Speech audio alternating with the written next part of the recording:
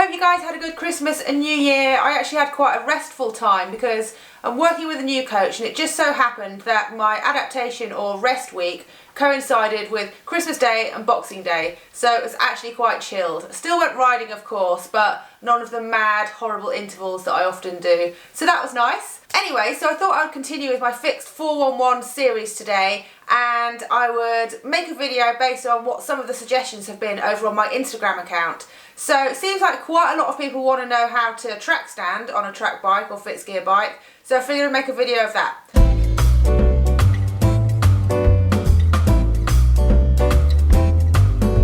So, why do you want a track stand on a track bike? Well, it's really good for developing your balance and bike handling skills, but aside from that, it's pretty cool to be able to track stand at the traffic lights and wait till it turns green and then you can sprint off. Also, you might actually want to be able to track stand at the velodrome in a race.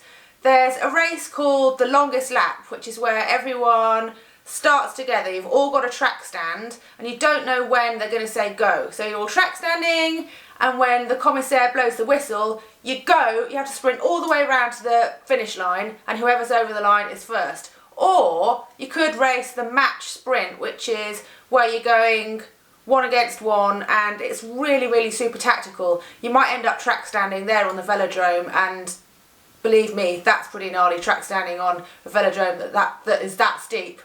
So we're not going to do that. We're just going to start with track standing on the flat, and I'm going to talk you through a few tips and tricks of how to make it easy to learn. So it's actually easiest to learn to track stand standing up rather than sitting down. And the first thing you need to do is figure out which leg you want to have forward. So have a think about which foot you'd have forwards if you're freewheeling down a hill, say. Obviously you're not going to be freewheeling on a track bike because it doesn't have a freewheel. But if you're on a normal bike, what would be your dominant leg? What foot would you have forwards, okay? So once you've got that figured out, then you need to get your feet into the correct position to track stand.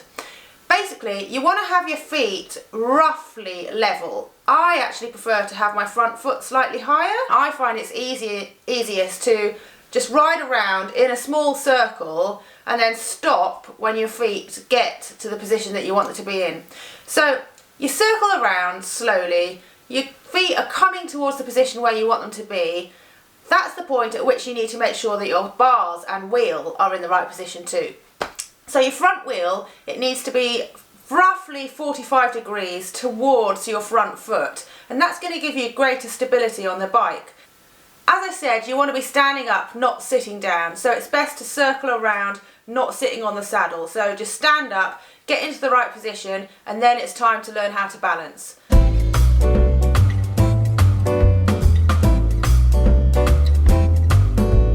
So now that your feet and front wheel are in the right position, you need to balance. So track standing is all about your feet. It's got nothing to do with your hands. So you really don't want to be pulling on the bars or flopping your wheel around like that. You really want your wheel to stay where it is. So hinging at the hips, you need to shift your upper body forwards so that your head is directly above the axle of your front wheel. Then you need to just practice gently shifting your weight forwards and backwards from the front pedal to the back pedal. So you're going to be slightly rolling back, slightly rolling forwards, slightly rolling back, slightly rolling forwards. As I said, you want to have your head directly above your front axle, but personally I find it helps to pick a spot in front of you and focus your eye line there, and then just practice rolling backwards and forwards, gently, backwards and forwards.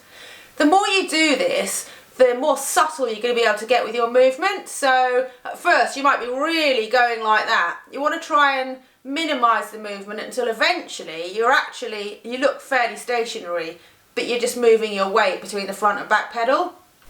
Hinged at the hips, you want to have your head over your front axle. Just rock backwards and forwards. Try not to roll into the cat that's directly behind you, sitting on a bag.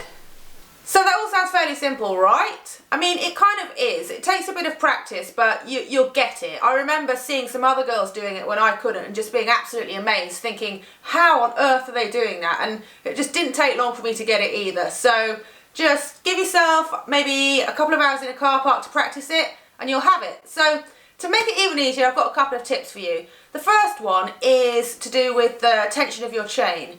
When you're riding a track bike, you actually don't want the chain to be mega tight. There needs to be a small amount of slack in it. But if you're learning to track stand, if you tighten the chain quite tight, then it actually makes it easier because there's no delay when you're moving your weight forwards and backwards. There's not that kind of chain slack, which can make it a bit more difficult. So try tightening up your chain, but don't forget to loosen it off very slightly before you carry on riding everywhere else. The other one is find a slight incline. If you learn to track stand facing uphill, it's so much easier. One foot on the wheel.